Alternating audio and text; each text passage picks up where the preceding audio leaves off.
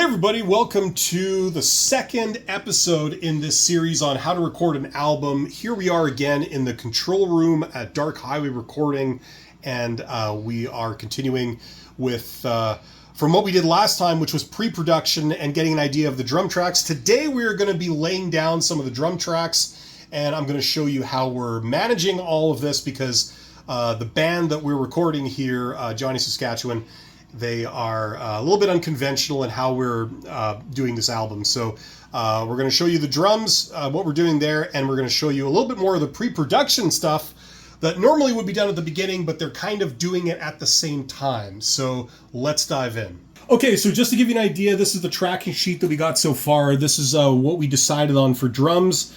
We're doing, we will show you the actual mics, but we're using a kick drum, a D112 on the kick. We've got a sub kick mic. We've got two mics on the snare, a top and a bottom, SM57. We've got only one mic on each of the toms, an MD421 on the three toms. We're using two overheads, an XY overhead above the kit, C1000s, and we're using two room mics, large diaphragm condensers to capture the room. So let's go and I'll show you what those actually look like. Okay, so we're recording the blue kit in the background there at the back of the room. And when it comes to the kick drum, you can see the two mics here. We've got a D112 that's just poking its head inside the hole cut in the resonant head there. And it's not pointing directly at where the batter hits, where the beater hits the batter head. Instead, it's pointing off axis into the corner.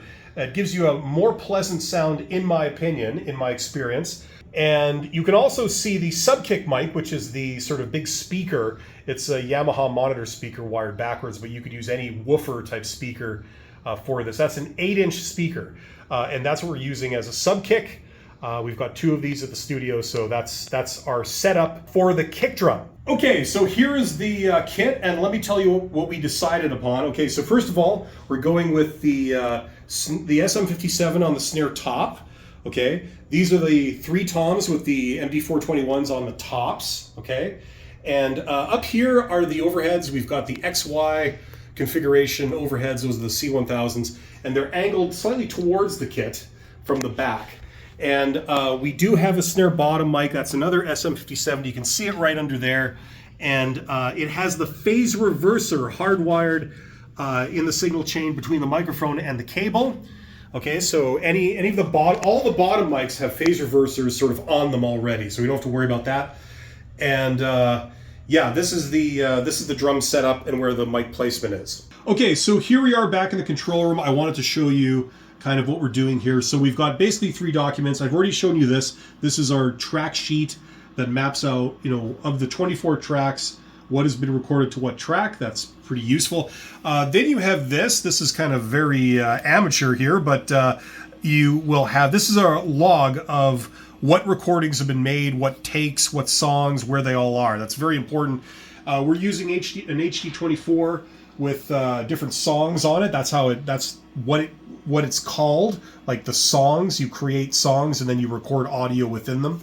So that's how we're mapping all of this. And then over here, for each particular song, we've got notes for that particular song. So you've got the song map, okay, like, where you are in the song. You've got various notes, lyrics, directions, all that kind of stuff, whatever the band wants to do. So these are the three primary documents that we work off when we're tracking and we're working with the band. Now, in terms of sounds, let me show you how some of these drum sounds turned out, at least in the tracking phase, where you're not really hearing any EQ or anything. This is the kick drum mic, so this is the D112.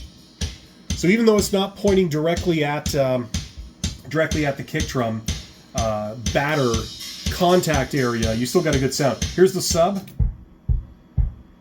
Okay, here's the snare top.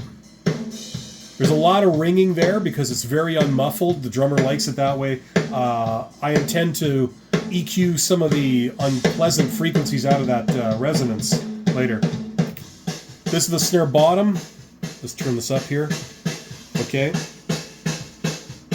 Now you've got three toms here. This is just what they're picking up when you're not using the toms.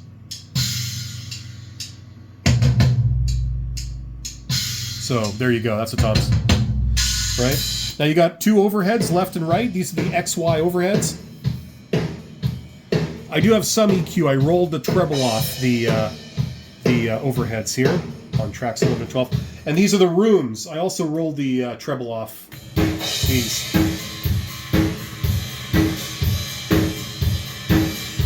Okay, so if you put the whole thing together, you get that.